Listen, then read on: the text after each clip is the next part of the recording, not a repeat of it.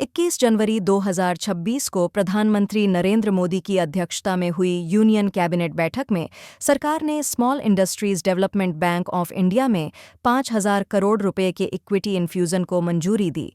यह निर्णय भारत के एमएसएमई सेक्टर को मजबूत करने और छोटे उद्योगों को सस्ती एवं सुलभ वित्तीय सहायता उपलब्ध कराने के उद्देश्य से लिया गया है।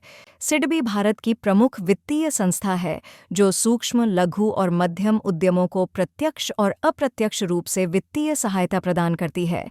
यह बैंक वाणिज्यिक बैंकों, एनबीएफसीज और एमएफआईज को रीफाइनेंसिंग के माध्यम से एमएसएमईज तक ऋण पहुंचाने में महत्वपूर्ण भूमिका निभाता है।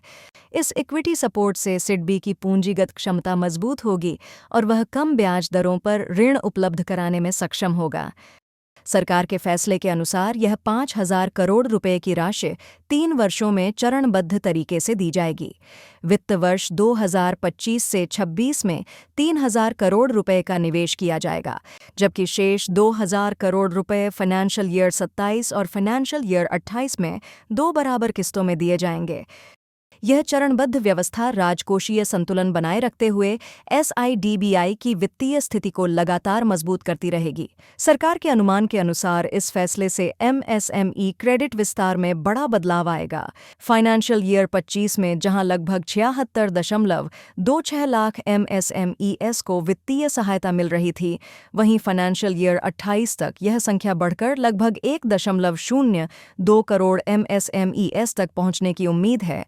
लगभग 25.74 लाख नए एमएसएमईएस को औपचारिक वित्तीय प्रणाली से जोड़ा जाएगा।